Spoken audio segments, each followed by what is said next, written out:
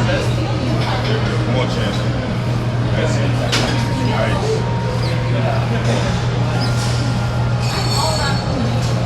Number 12.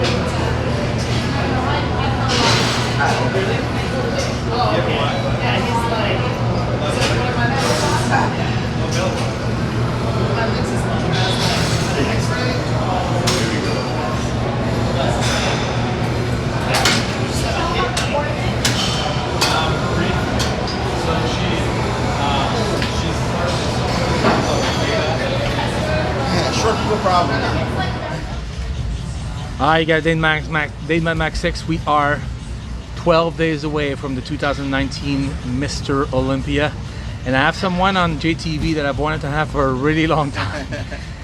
This was a long time coming. Damien Ricketts, welcome to JayTV, man. All right, thanks for having me. Thanks for having me. I'm grateful. I'm grateful to be here. You know. So Damion is part of our U.S. military group, our Marines, and every single time we go do an appearance in San Diego or Pendleton, we always run into him. Yeah. And every time I see him, I'm like, we got to get you on the show. We got to get you on the show this year. He qualified for the Olympia. He hit me up. I said, hey, let's do something for the channel, and here he is, just 12 days out. I really appreciate you coming here for this, man. I really appreciate you having me here. I really appreciate you taking the time out to shoot some footage of this awesome training we had today here at Goals. All right, so Damion, tell me a little bit about you, because you are of course one of our military guys, and you've been in there for a while, right? You tell me you have 4 more years. Yes, I have 4 more years. I've been in 16 years. Wow. 4 days ago. So you look too young to be in there for 16 years. It's lotion and Noxema,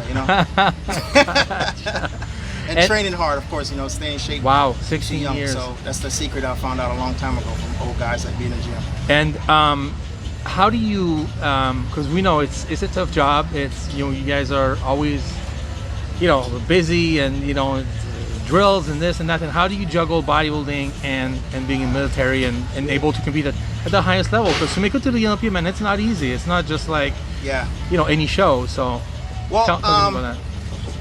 I think how I'm able to be on the highest level of bodybuilding when it comes to bodybuilding and fitness and being in the military, it kind of all fits into the same thing. In the military, I have to stay in shape. We have a gym where we PT every single day. We train every single day. We have to be war ready every single day. So it's not a hard thing for us to be in shape. I just kind of take it a little bit further, and I just stayed in the gym. You know, 3 hours a day, 7 days a week, or 6 days a week when I take my time off.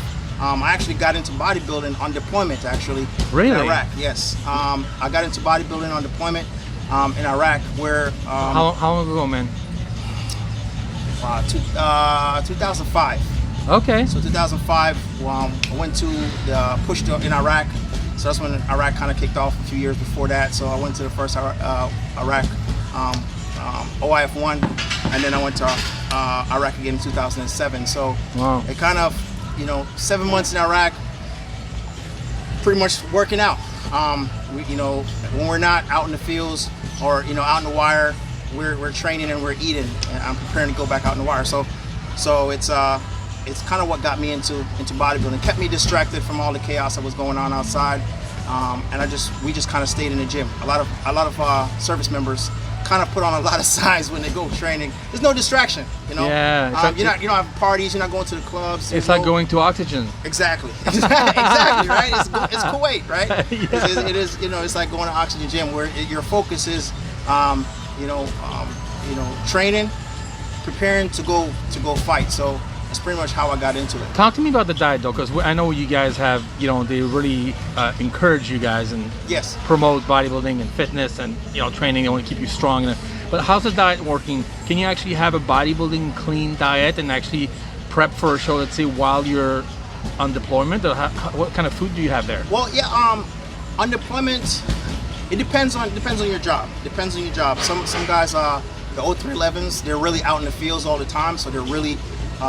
You know, they're boots on the ground. They're hitting the pavements all the time. So Yeah. it's a little bit harder Yeah. trying to bodybuild and eat MREs all the time. You know. What's MREs? MREs is meal ready to eat. Oh. They're the meals where they come in these little containers. You have to open them and use water to heat them up. Oh, shit. They're pretty high calories, and they're pretty much for sustaining your body for combat. They're not necessarily there for building muscle. So it's a little bit harder for them. But for the guys that's inside the wire that have logistical MOSs like administration or supply jobs, you're able to go to the chow hall a lot, and they really have a really good chow hall out there where they have contractors that actually cook our meals for us. Oh, okay. So we're really able to eat pretty well. I'm asking because it's the kind of thing that nobody ever talks about, and I know, Yeah. you know that, Sir McMillan just got an invite Yes. to Olympia, and one of the reasons we couldn't actually compete before, even though you were there calling those points, is that he was doing drill and he was like so Yep. out there all the time. You just couldn't get in the meals and stuff. So I was wondering, okay, so how do you guys actually It's eat? hard. You know, It's hard. Like that's what I was saying. If you have a job where you're constantly in the fields, it is pretty hard to prepare your meals. Yeah. Especially if you're just coming in for a few days and going back out for 5 days, it's really hard to sustain that. It's to kind of like top balance it. secret. Unless you're actually in it, nobody tells you this stuff. Yeah, it's pretty hard. You kind of have to be doing it for a while and then figure out your rhythm, figure out the battle rhythm of your unit. When you figure out the battle rhythm of your unit, you're able to plan your meals accordingly. Adjust. Yep, you're able to adjust. If you know you're only going out there for 4 days, you could actually freeze your meals and you could bring it with you. You could. What I usually do is I put my meals in like containers with ice, and I throw it in the Humvee, and then I'll bring it out there. So it's kind of like my secret stash that I keep with me, or a lot of tuna. A lot of tuna. Okay. A lot of tuna. You're giving me all the secrets. Yep. I love it. Canned tunas, and saltains. Yeah. And you're out there for a few days. That's able to sustain you for a few days. If you know you're only going to be there for Damn, dude. 3 or 4 days, tuna. That's awesome. Tuna, and they have the chicken chunks Yeah, in the yeah. cans as well too. Yeah, it's clean. It's Yep. good. Yeah, So, okay. it's really clean. So you start basically bodybuilding in 2005, and then how long does it take you to actually progress enough to get your pro card, and where do you get your pro status? Okay, so it didn't take me very long. 2012, I won an NPC show in Georgia, Okay. and fortunately, the Nationals was going to be in Atlanta, and I was a recruiter at the time in Atlanta for the Marine Corps. So I was like, if Nationals is going to be here, I'm already qualified, I might as well do it. Yeah. So I signed up to do it, and when I went into, crazy story, when I went into the restroom, I saw Chris Darby, and he was in the lightweight class, and I was like, if that guy's lightweight and I'm lightweight, I'm getting beat today. So, and he ended up winning, and I ended up placing top 5 at my first Nationals. That's still pretty good. Which was pretty good, but and that was me not preparing correctly. So I know if I had one more year of actually preparing correctly, I was going to turn pro. So that's what I did. I took the year off. Our top 5 already qualified for the following nationals. Oh. So 2013, I did lightweight again, and I won that class because I just really focused on preparing myself. I wasn't really prepared for my first nationals. My second nationals, I was ready for my pro card. Yeah. So I won 2013 nationals in Miami. Nice. Florida. Yeah. All right. And then, how soon after did you do your first pro show? At the time, they didn't have classic physiques. That's right. So you did 212. I was 212. Right. So so it was pretty tough. I think 2 years later, I knew I wasn't ready for 212. I was 154 when I turned pro. So I was like, 212, I don't think I'm ready for it. You got some work to do. Exactly. So I took a few years off, and I did my first pro show in Dallas. Europa? Yeah, Dallas, Europa. I did my first show in Dallas, Europa, and it wasn't that bad. I think I placed like top 14 Okay. in the class, 212. I was happy. I was just happy to be on stage with a lot of the other pro guys.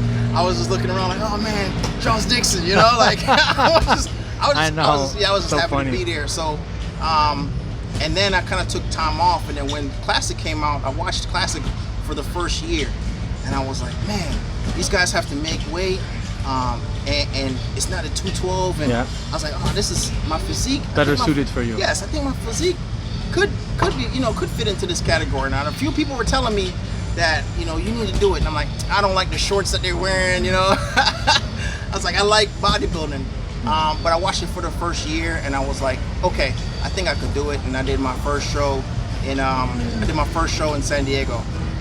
My first show in San Diego, muscle contest. Yeah.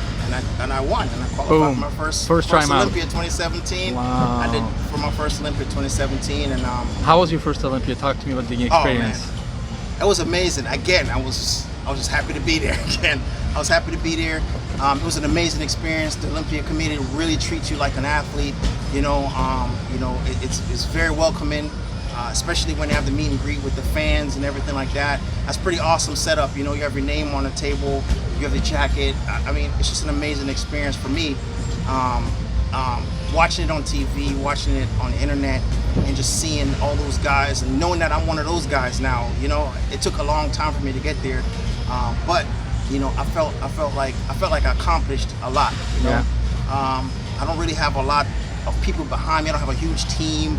I'm not sponsored by a whole bunch of companies for me to get there. I kind of just really put my head down and buckle down and actually made it there. You're so I was a happy to be one-man show. Yep.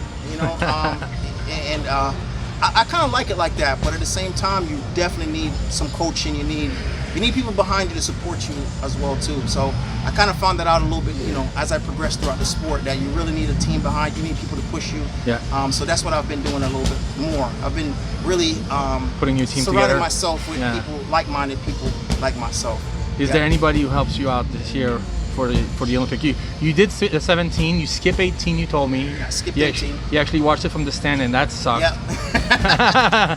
You're like, this is not good. No. I need to be up there. Yeah. So, 2018 was a tough year for me. I did one show, and I don't even think I placed top 10. I don't even know where I placed. That don't matter. I didn't win, right? Yeah. So it just wasn't a good year for me. But I still ended up going to the Olympia, and I bought a ticket, and I sat in the stands, and it was the worst experience of my life.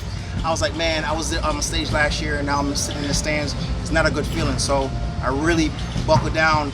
About a month after the Olympia, I won Ultimate Warriors. Qualified early. Yep, I qualified early. I was like, nope.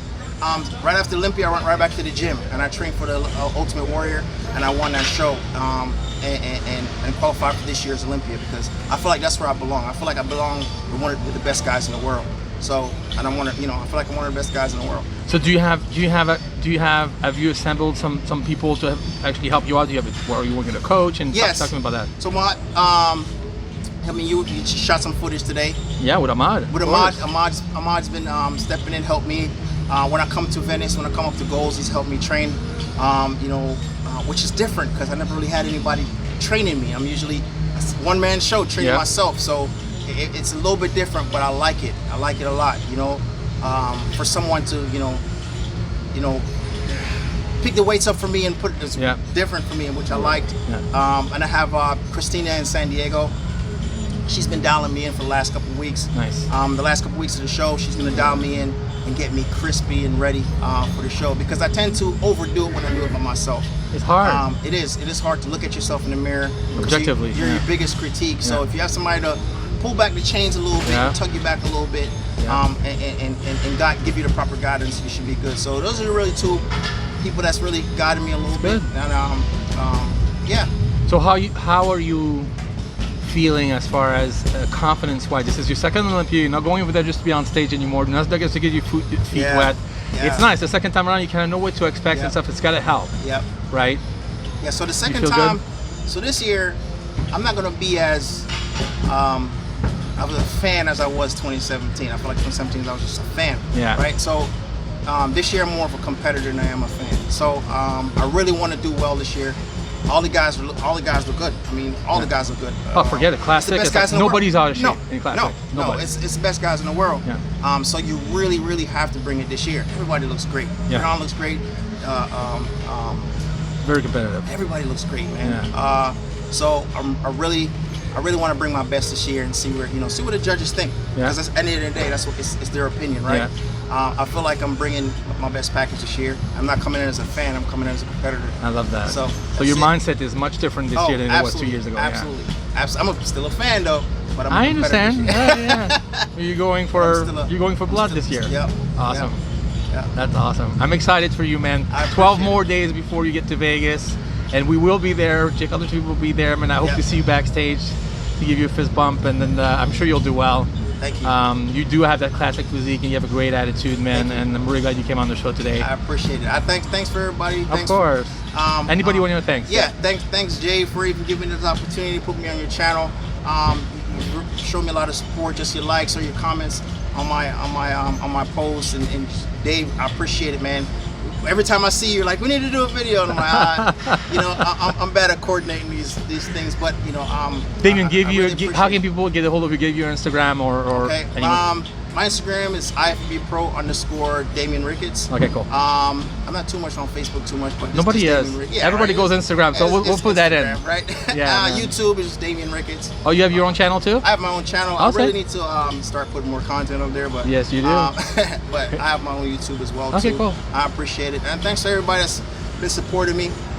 My training partner, Marcus, he's here training right now. He's not even in the video, but he's been helping me out, pushing me a little bit too. So appreciate it, brother. All right, man. Best of luck, man. And thank you for coming. Thanks for the services to our country, man. You're the best. All right, thank you.